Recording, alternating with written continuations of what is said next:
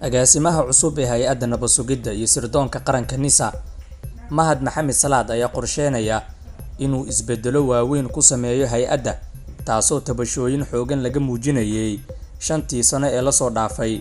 Gaboodfalo xoogganna ay ku galeen shakhsiyaadkii hoggaanka u ahaa xilligaasi.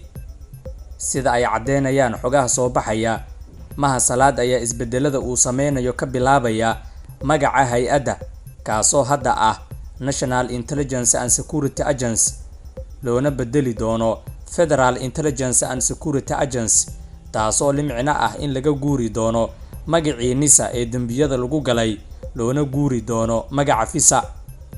Mahad Salaad ayaa sidoo kale isku diyaarinaya in muddada uu hayo xilka ugu sareeya hay'adda la sameeyo sharci rasmi ah oo hay'addu ku dhisan tahay, maadaama aysan hore u lahayn wax sharci ah. Waxaan la rumaysan yahay in NISA lagu soo celin doono shacabnimadeedii iyadoo noqon doonta laan ka madax bannaan siyaasadda. Marka laga yimaado qorshayaasha mustaqbal, Mahad Salaad wuxuu isbedel muuqda ku sameyn doonaa hoggaanka ciidanka NISA oo u badan saraakiil uu Fahad Yaasiin xilal ku tixay. Wuxuu waxba kama jiraan ka soo qaadi doonaa ururo ay Waran, Gaashaan iyo Duufaan ugu horeeyaan, kuwaasi oo sanadihii dambe mushkiladda qayb ka ahaa. 26 May ee sanadkan ayaa Mahad Salaad loo magacaabay agaasimaha cusub ee hay'adda NISA. Golaha wasiirada ee xukuumadda Soomaaliya ayaana ansixiyay soo jeedintii wasiirka amniga Cabdullaahi Maxamed Nuur. Mahad Maxamed Salaad ayaa shalay xarunta hay'adda NISA kula wareegay xilka agaasimaha cusub ee hay'addaasi.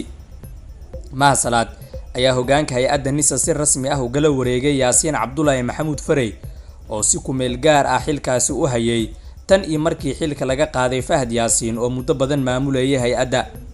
Xil wareejinta hoggaanka cusub ee NISA waxaa goobjoog ka ahaa Ra'iisul Wasaaraha Soomaaliya Maxamed Xuseen Rooble iyo xubno ka tirsan golaha wasiiradiisa oo ay ka mid yihiin wasiirka amniga iyo wasiirka gaashaandhigga.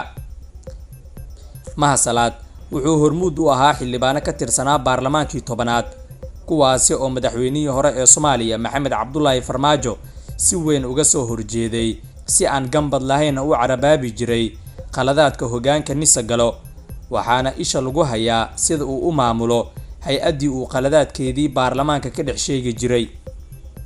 Haddaba daawada aragtidaada, sidee u aragtaa in magaca laga bedelo hay'adda NISA?